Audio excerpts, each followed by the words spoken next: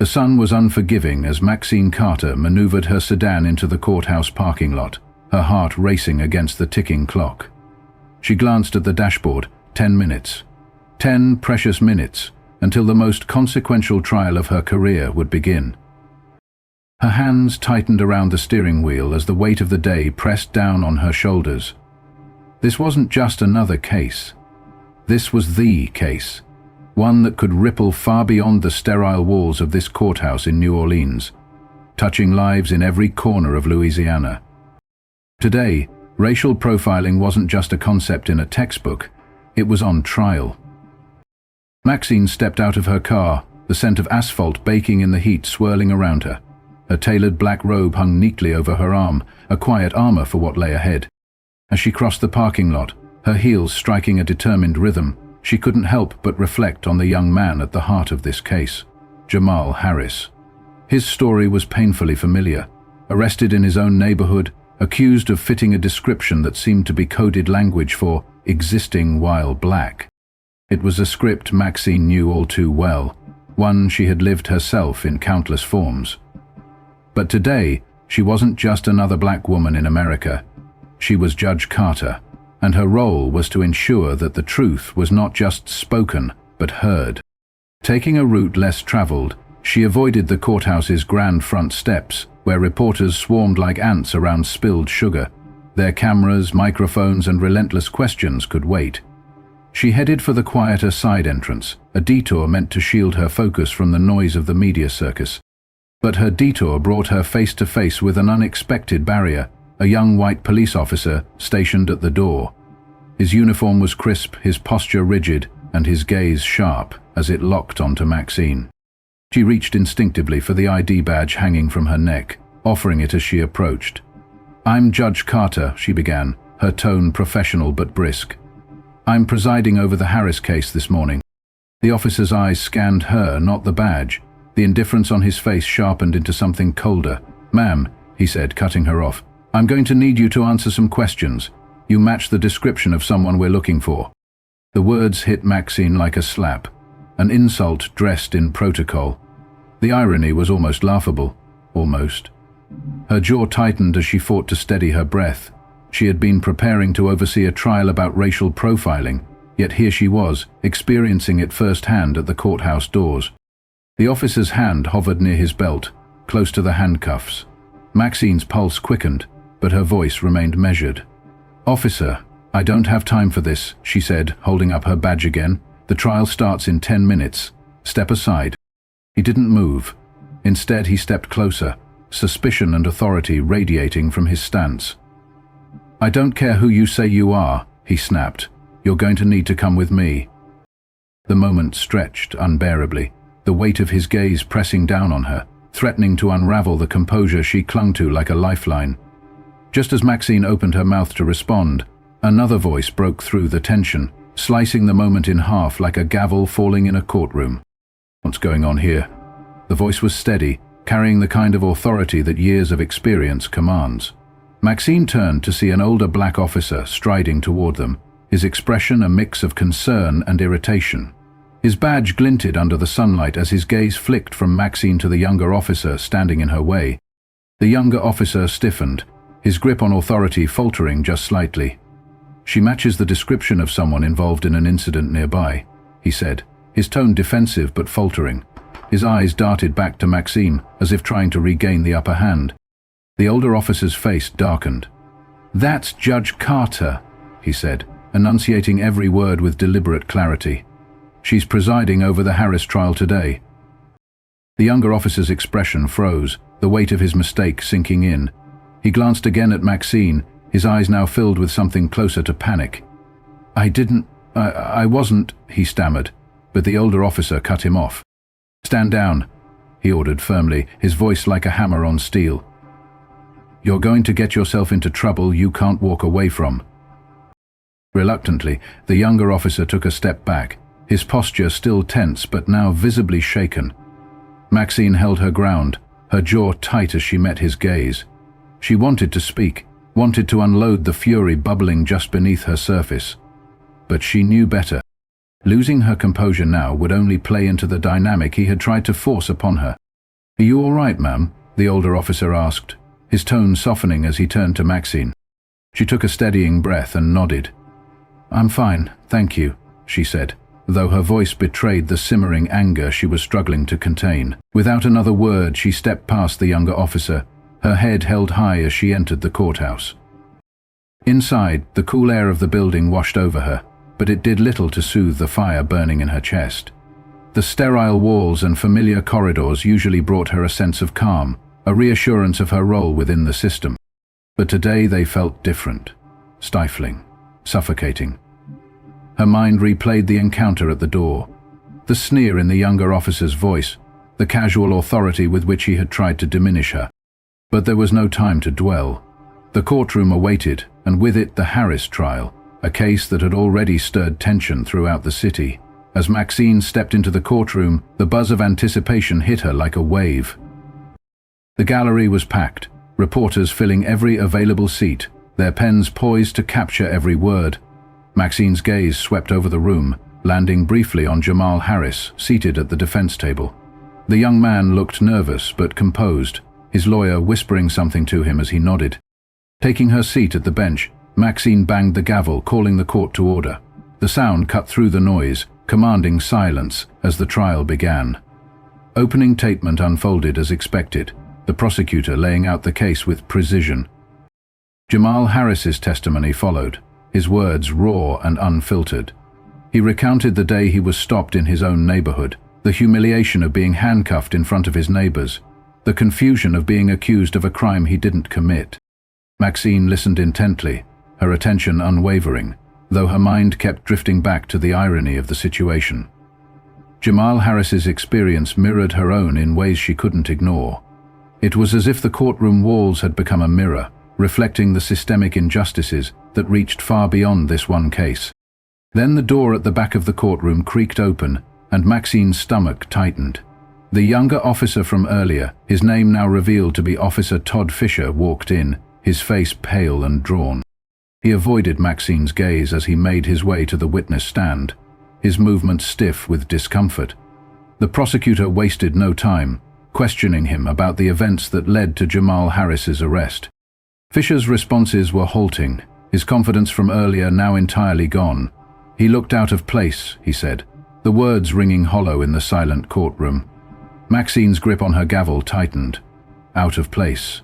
The phrase was a dagger, its implications all too clear.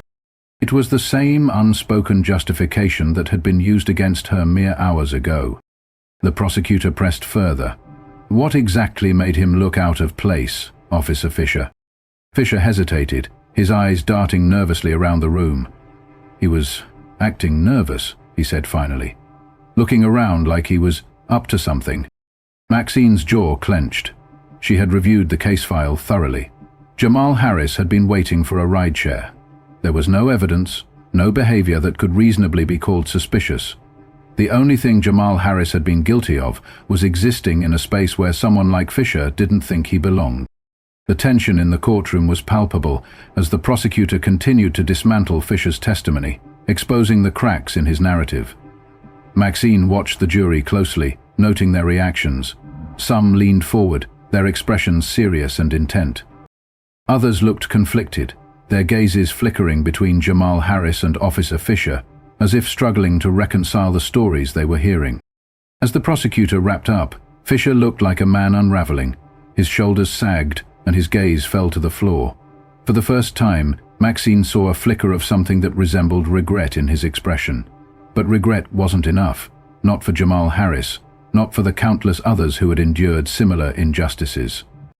Maxine's voice cut through the tension as she called for a recess, the weight of the trial already bearing down on the room.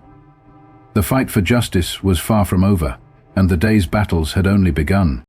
As the courtroom reconvened, Maxine steadied herself, her fingers gripping the gavel as she prepared to move the trial forward. The recess had done little to ease the tension that lingered in the air. If anything, it seemed to deepen, settling into the gallery and seeping into the jury box. The eyes of the public and the media bore down on every word, every movement, as if the very weight of justice rested on this one case. Jamal Harris took the stand again, his testimony already carrying the raw scars of his experience. This time, the defense focused on probing deeper into the emotional toll of the arrest. As Jamal spoke, his voice quivered but remained steady, a mix of vulnerability and quiet strength that resonated with the room. "I wasn't doing anything wrong," he said, his hands clasped tightly together. "I was just waiting for my ride. And then suddenly there were officers surrounding me, telling me I fit a description. But they wouldn't tell me what description. They wouldn't tell me why." His words hung in the air, heavy with truth. Maxine watched the jury closely, noting the subtle shifts in their posture. Some leaned forward, their faces solemn, while others exchanged glances, their expressions betraying unease. The weight of Jamal's story wasn't just his own. It carried echoes of countless others who had endured the same. The defense attorney for Officer Fisher rose, his demeanor carefully composed. He approached Jamal with what seemed like measured politeness, but Maxine could see through it, the tactic of minimizing Jamal's experience by framing it as an isolated misunderstanding. "You mentioned that the officers told you that you fit a description," the defense attorney said, his tone soft but probing. "Did they specify what that description was?" Jamal shook his head. "No, sir, they didn't say much of anything, just that I looked suspicious." The defense attorney nodded, as if considering his words carefully. "Suspicious? And did you at any point resist the officer's instructions?" Jamal's jaw tightened, his calm exterior cracking slightly. "I asked them why they were stopping me. That's not resisting." "But you didn't comply immediately, correct?" the attorney pressed, his tone taking on a sharper edge. "You questioned their authority." Maxine felt a flicker of anger at the question, the way it twisted Jamal's right to demand clarity into a sign of defiance. Jamal's response was calm but resolute. "I wasn't resisting. I just wanted to know why." The defense continued to chip away, attempting to frame Jamal's actions as confrontational, but the jury's faces remained thoughtful, not swayed. Maxine could sense the growing understanding in the room, a realization that this wasn't just about Jamal's actions, but about the assumptions that led to them being scrutinized in the first place. When the defense finished, the prosecutor rose again, her steps deliberate as she approached the stand. Mia Roberts had a presence that commanded attention, her voice firm yet compassionate as she addressed Jamal. "You've been very brave today, Mr. Harris," she began, her words cutting through the tension like a balm. "I just have one more question for you. How did this experience make you feel?" Jamal's composure faltered slightly, his shoulders sagging under the weight of the question. "It made me feel like I didn't matter," he said. The words hit the room like a gut punch. Maxine felt the ripple of emotion pass through the gallery, even the reporters lowering their pens for a moment. The silence was deafening as Jamal stepped down, the weight of his testimony leaving an indelible mark. Next came Officer Todd Fisher, summoned once more to clarify his actions. As he walked to the stand, his demeanor was markedly different from earlier in the trial. Gone was the defiant posture and confident tone. He looked weary, his shoulders slumped, and his eyes darting nervously toward Maxine before settling on his lap. The prosecutor wasted no time. "Officer Fisher, when you approached Mr. Harris that day, what made you believe he was suspicious?" she asked, her voice sharp but measured. Fisher hesitated, his mouth opening and closing as if searching for an answer that wouldn't further incriminate him. He seemed out of place," he said finally, his voice barely audible. "Out of place," Mia Roberts repeated, her tone laced with incredulity. "Can you explain what you mean by that?" Fisher shifted uncomfortably in his seat. He was standing there, looking around. It seemed unusual. "Unusual?" Mia echoed, her words cutting through the room. "Officer Fisher, are you aware that Mr. Harris was waiting for a rideshare that day? That he wasn't loitering or acting suspiciously in any way?" Fisher nodded reluctantly, his gaze fixed firmly on the table in front of him. "Yes, ma'am." "Oh, if Mr. Harris was doing nothing wrong, why was he detained? Why was he treated like a suspect?" The silence that followed was suffocating. Fisher's lips pressed into a thin line, his face pale as he struggled to form a response. I made a mistake," he admitted finally, his voice trembling. "I thought I was doing the right thing, but I see now that I wasn't." Maxine watched the jury, their faces reflecting a mix of shock and reflection. The cracks in Fisher's narrative had turned into chasms, his admissions exposing the systemic flaws that had led to Jamal Harris's wrongful arrest. The room buzzed with unspoken tension as Fisher's testimony ended, leaving a stark reminder of the biases that had brought them all here. Maxine banged her gavel, signaling the end of the day's proceedings. But the echoes of what had been said lingered, heavy in the air, as everyone left the courtroom knowing they had just witnessed the unraveling of a much larger truth. As the courtroom emptied for the day, Maxine Carter remained seated, her fingers resting lightly on the edge of her gavel. The gravity of what had just transpired hung heavily in the air, a silent testament to the complexities of justice. She let out a slow breath, her thoughts spiraling as she replayed the day's testimony. Jamal Harris's quiet resilience and Officer Fisher's unraveling narrative had exposed more than just a singular instance of prejudice. It had peeled back layers of a system riddled with cracks. The clerk's voice interrupted her reverie. "Judge Carter, the media's gathered outside. They're waiting for comments." Maxine shook her head, exhaustion etched into her features. "Not today," she replied softly, her tone final. She needed a moment, not to escape but to process. Public scrutiny was inevitable, but for now she sought clarity, not soundbites. Returning to her chambers, Maxine found herself unable to sit. The energy coursing through her demanded movement. She paced the room, her heels clicking against the polished floor as fragments of the day refused to settle in her mind. Fisher's admission of a mistake replayed over and over. Was it genuine remorse or self-preservation? Did he truly understand the weight of what he had done, or was it the pressure of public exposure forcing his hand? A train of thought was broken by a knock at the door. It was Sergeant Tyrone Blake. His expression was guarded, a mix of professional respect and personal concern. "Judge Carter," he began, stepping inside with an air of caution. "I thought I'd check in after today." Maxine gestured for him to sit, though she remained standing, arms crossed. "You've seen the fallout already?" she asked, her voice tinged with fatigue. Blake nodded. "The department's watching closely. Cases like this, they don't just ripple, they crash." He leaned forward, his tone serious. "Fisher is a product of his environment. That doesn't excuse what he did, but it explains how he got here, and if we're being honest, there are more like him." Maxine's eyes narrowed. "Blind spots, you called them?" Her voice carried the weight of disbelief. When do blind spots stop being ignorance and start being willful negligence, Sergeant?" Blake didn't flinch.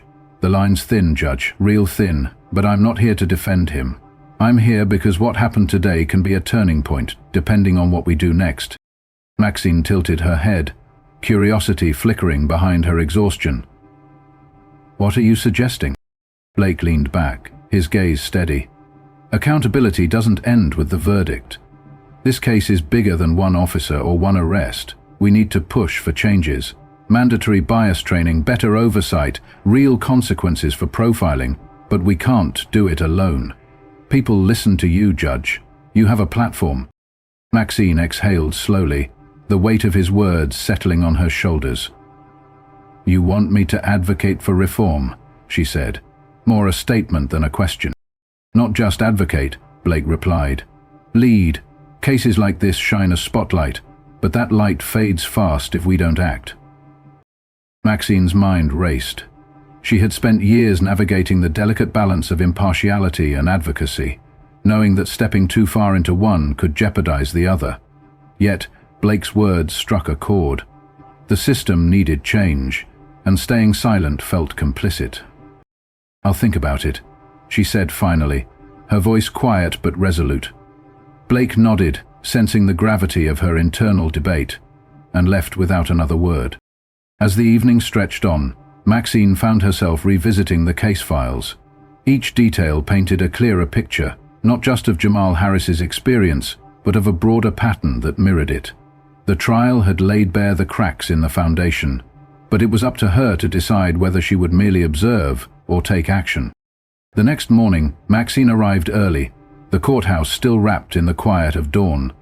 The jury was expected to deliberate soon, and the verdict would come quickly. She stood by the window in her chambers, watching the city awaken. The streets buzzed with reporters, protesters and onlookers, all converging on this singular moment. It was a pressure cooker, and Maxine felt it in her chest. By mid-morning, the courtroom was filled once again, the atmosphere even more charged than before. Maxine scanned the room as the jurors filed in, their expressions carefully guarded. Jamal Harris sat with his attorney, his hands clasped tightly in his lap. Across the room, Officer Todd Fisher looked pale, his eyes darting nervously. The jury foreman rose, the weight of the decision evident in her hesitant movements.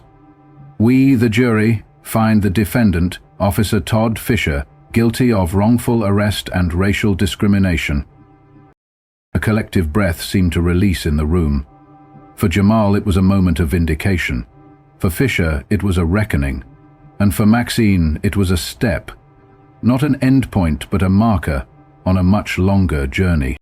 As the gavel fell, signaling the court's adjournment, Maxine remained composed, though her heart was anything but calm. This trial had concluded, but the echoes of its implications would linger far beyond the walls of this courthouse. In the hallways afterward, Jamal approached Maxine, his expression a mixture of gratitude and resolve. "Thank you," he said simply. Maxine placed a hand on his shoulder, her voice steady. "Don't thank me. Thank yourself for standing up. Your courage brought us here." As Jamal walked away, Maxine turned to face the reporters waiting outside. This time, she wouldn't avoid them. She stepped through the courthouse doors, her face calm but determined, ready to speak. Justice had been served today, but tomorrow's fight would demand even more.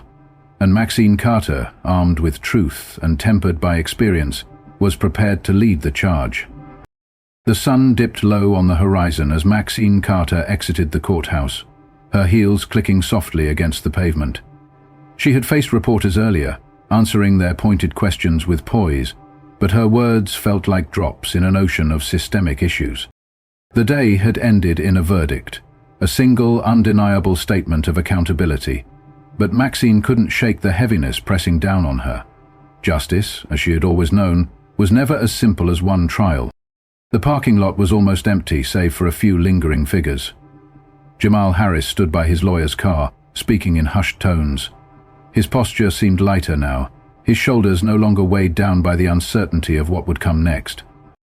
Maxine's gaze lingered briefly before she turned toward her own car, her mind cycling through the events of the day. But her steps faltered when a familiar voice called out, "Judge Carter?" Maxine turned to see Officer Todd Fisher standing several feet away. His hands were shoved deep into his pockets, his uniform looking as if it hung heavier on him than it had that morning. The shadows cast by the fading sunlight accentuated the weariness etched into his face. He approached slowly, his steps hesitant, as if each one carried the weight of his regret. "What do you want, Officer Fisher?" Maxine's tone was even, neither cold nor inviting. She wasn't in the mood for apologies that might only serve to ease his guilt. "I don't know," he admitted, stopping a few feet from her. He shifted uncomfortably, his gaze flickering between her and the ground. "I just needed to say something." Maxine crossed her arms, her expression unreadable. "Go on."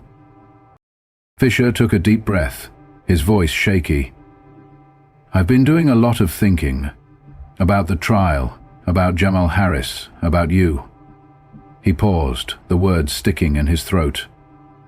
"I didn't realize how much of my training, my instincts, were rooted in assumptions I never questioned. I thought I was protecting the community, but now I see I was just perpetuating the same problems." Maxine's eyes narrowed. "And it took being on trial to realize that?" Fisher flinched, but he didn't back down. "Maybe it did. Maybe I needed to be called out to see it. I don't expect you to forgive me, Judge Carter. I'm not sure I deserve it. But I want you to know I'm not going to let this stop here. I've got a lot to unlearn, and I'm willing to do the work." Maxine studied him for a long moment, her arms still crossed. His words sounded sincere, but she had heard enough hollow promises to know the difference between intent and action. Words are easy, Officer Fisher. Change isn't. I know, he said quickly, his voice gaining strength. And I know it's going to take more than an apology or a few workshops. But I'm not just saying this for you. I need to say it for myself, to remind myself that I can't stay the same. Maxine's gaze softened, though only slightly. Change isn't a choice for people like Jamal Harris. It's forced upon us every day. We're judged before we're known. You've lived in a system that allows you to choose whether or not to see the truth. And now you're here, asking for what? Understanding? Redemption? No, Fisher said firmly. I'm not asking for anything. I'm just telling you that I'm going to do better, whether you believe me or not. Maxine considered him for a moment longer, her emotions a swirl of exhaustion, skepticism, and a faint glimmer of hope she didn't want to acknowledge. Finally, she spoke, her voice measured. Then prove it. Not to me, but to yourself, and to the people you've hurt, directly or indirectly. If you really mean it, let your actions speak. Fisher nodded, the tension in his shoulders loosening slightly. I will. Without another word, he turned and walked toward his car, leaving Maxine alone once more in the quiet of the parking lot. She watched him go, her thoughts a complicated tangle. She didn't trust him yet, but she knew the power of moments like this, moments where the seed of change could be planted, even in the most unlikely places. The drive home was silent, her usual playlist untouched. The city lights blurred as she navigated familiar streets, her mind replaying the day's events. The weight of what had been accomplished mingled with the knowledge of how much more there was to do. The courtroom was only one battleground in a war that stretched far beyond its walls. As Maxine pulled into her driveway, the warm glow of her porch light greeted her. She sat in the car for a moment, staring at the light, thinking about what Sergeant Tyrone Blake had said earlier. Change happens piece by piece. It wasn't enough, not by a long shot, but it was a start. Inside, Maxine set her briefcase down and sank into her favorite armchair. The quiet of her home offered a stark contrast to the chaos of the day. She closed her eyes for a moment, letting the stillness settle over her. Her phone buzzed, breaking the silence. It was a text from Blake. Thank you for today. The system needs people like you. Maxine stared at the message for a long time before typing a simple reply. The fight isn't over. As the night deepened, Maxine resolved to keep pushing, to keep fighting for the justice she knew was possible, even if it came one case, one piece at a time. Because while the system wasn't built in a day, neither was change, and Maxine Carter was determined to see it through. Maxine awoke the next morning to sunlight streaming through her bedroom window, the warmth on her face contrasting with the cold weight in her chest. Yesterday's verdict lingered in her thoughts, its significance undeniable yet incomplete. She had fought hard for Jamal Harris, for justice, for the chance to shine a light on a system that so often cast shadows over people like him. But even as the court ruled in Jamal's favor, Maxine knew that the echoes of systemic bias would not be silenced so easily. As she sipped her coffee, Maxine scrolled through the news coverage on her phone. Headlines highlighted the landmark verdict, some heralding it as a turning point for racial profiling cases in Louisiana. Others dissected the courtroom drama, focusing on Officer Todd Fisher's unexpected apology. The public reaction was as polarized as she had expected.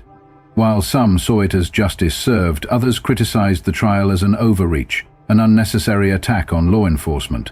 The debate raged on, louder than ever, but Maxine felt oddly detached. Her focus was already shifting toward the road ahead. Later that morning, Maxine returned to the courthouse, where the atmosphere was markedly different from the tense, anticipatory energy of the trial. The corridors buzzed with hushed conversations, and as Maxine passed by, she caught snippets of praise, skepticism, and curiosity. It seemed everyone had something to say about yesterday's events. "Judge Carter," a young woman's voice called.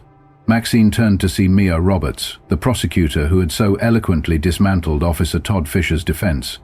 Her stride was purposeful, her expression one of quiet pride. "I was hoping to catch you before your next case." Maxine smiled faintly, gesturing for Mia to walk with her. "What's on your mind?" "I just wanted to thank you," Mia said, her voice steady but tinged with emotion. "Your composure, your strength, it gave me the confidence to push harder, to say what needed to be said." Maxine glanced at her, surprised but appreciative. "You didn't need me for that, Mia. You were powerful all on your own. This case wouldn't have ended the way it did without your dedication." Mia nodded, a flicker of humility in her eyes. "Still, it's rare to see someone in your position take such a firm stance, especially when it hits so close to home. It meant a lot to me, to Jamal, and to others watching." They paused outside Maxine's chambers, and Mia hesitated before adding, "I've been approached by a few organizations interested in using this case as a platform for broader reform. I think it's an opportunity worth exploring." Maxine studied her, seeing the determination in Mia's face. "It's a good idea," she said finally. "This case isn't just a single chapter, it's part of a larger story. If you have the chance to write the next one, take it." As Mia walked away, Maxine stepped into her chambers, closing the door behind her. She sat at her desk, her gaze drifting to the window overlooking the city. For all the challenges and complexities of her role, moments like that reminded her why she fought so hard. She wasn't just a judge, she was a part of the system she sought to change. Her thoughts were interrupted by another knock at the door. This time it was Sergeant Tyrone Blake. He entered with a respectful nod, his demeanor calm yet resolute. "Judge Carter, I hope I'm not interrupting." Maxine gestured for him to sit. "Not at all. What brings you here?" Blake settled into the chair across from her, his hands clasped tightly. "I wanted to follow up on what we discussed yesterday. The department's leadership is already talking about how to handle the fallout from Fisher's actions. There's a lot of anger, both from within and from the community." Maxine leaned forward, her expression serious. "And what's being done to address it? Is it just damage control, or are there actual steps toward meaningful change?" Blake sighed, a weariness in his eyes. "That's the question, isn't it? There's talk of new training protocols, increased community engagement, even mandatory bias workshops for officers. But talk only goes so far. What I can promise is that I'll be pushing for accountability at every level." Maxine nodded slowly, appreciating his candor. "You're right. Talk isn't enough. It never has been. But if you're serious about pushing for change, you'll have my support." Blake met her gaze, gratitude flickering in his expression.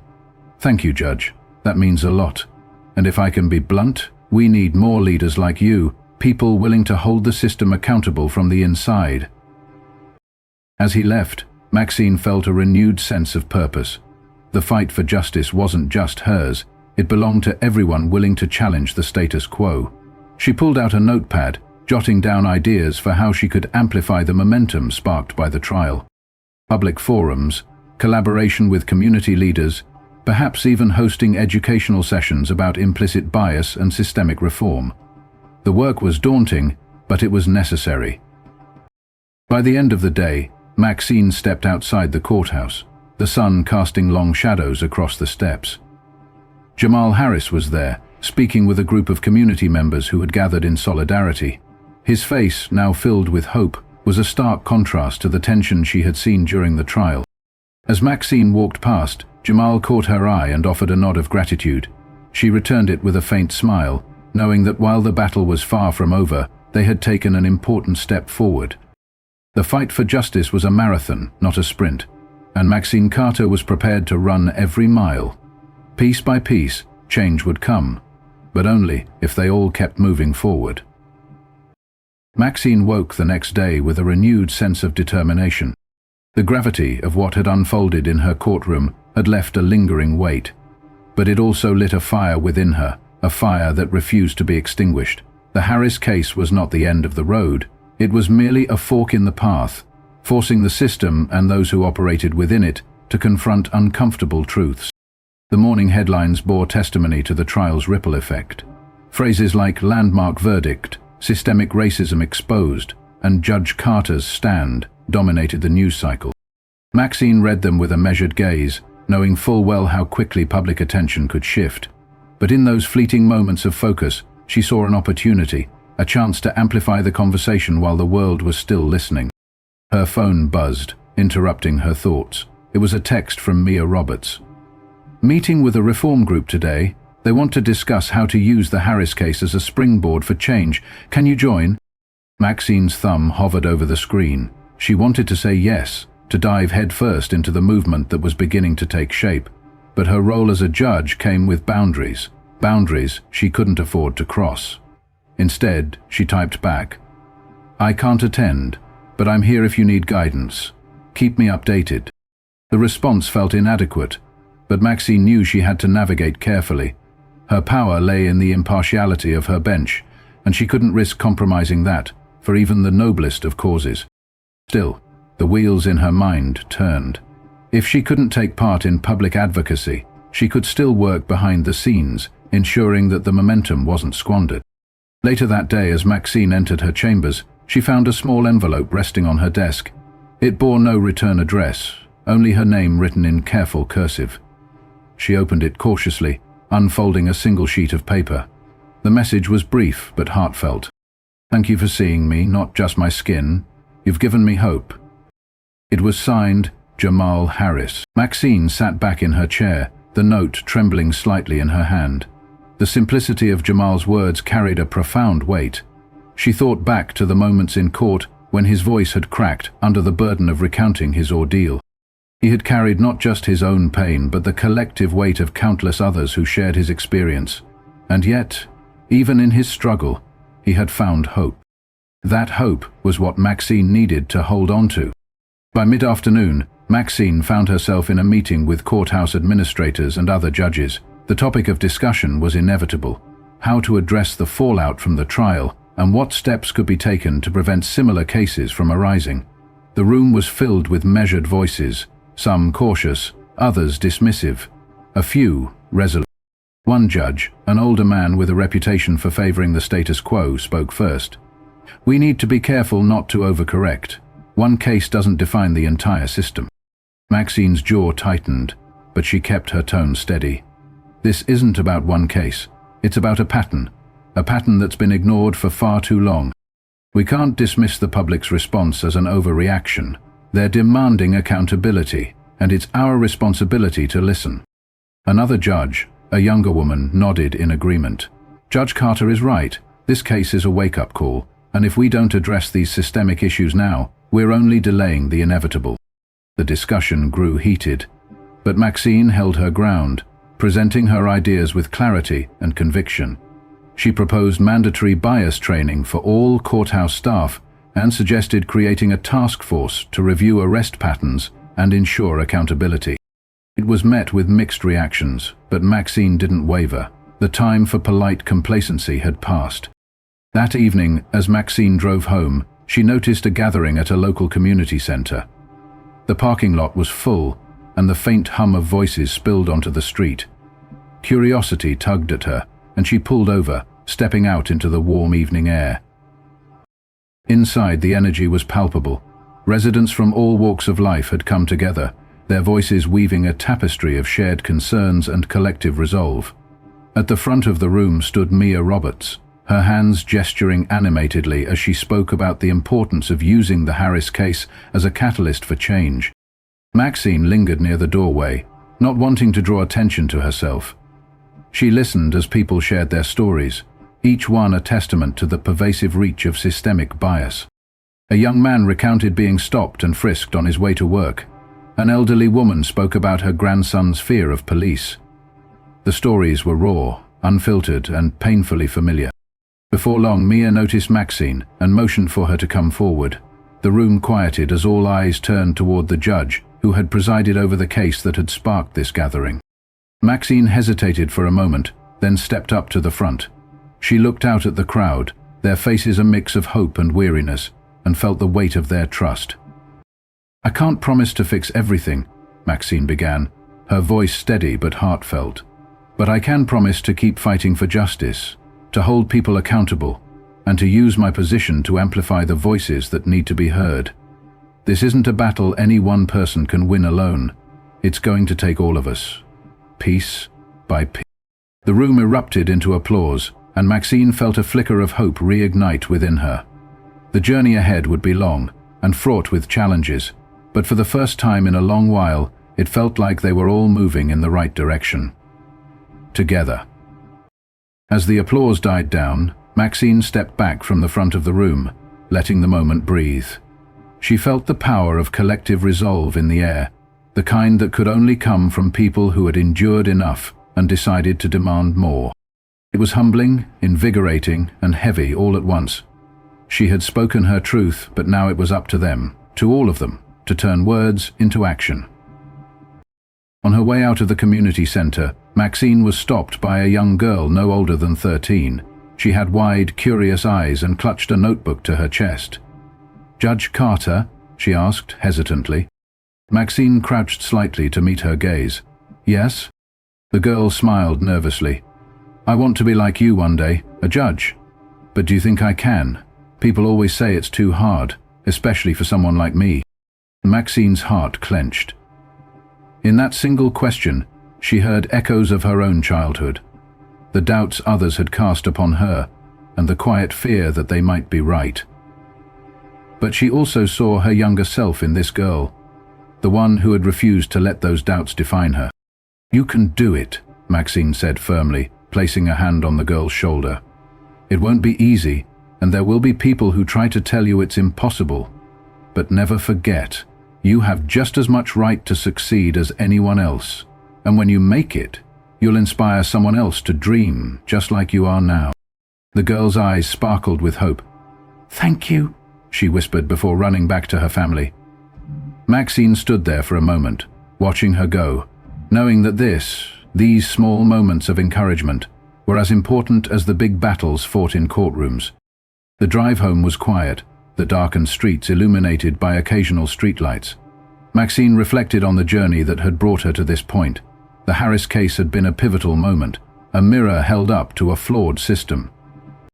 But it was also a reminder that change didn't come from one trial or one verdict. Change was the result of relentless effort, of countless voices demanding better, of small steps adding up to something greater. When she arrived home, Maxine found the envelope Jamal Harris had left on her desk. She opened it again, reading his words once more. "You've given me hope." It wasn't just Jamal she had given hope to. It was his family, his community, and even herself. She folded the note carefully and placed it in her desk drawer, a tangible reminder of why she fought so hard. Before turning in for the night, Maxine sat by her window, looking out at the quiet neighborhood. The world outside seemed still, but she knew better. Beneath the surface, conversations were being sparked, minds were being changed, and lives were being reshaped by the ripples of what had happened in her courtroom. Her thoughts returned to the young girl at the community center.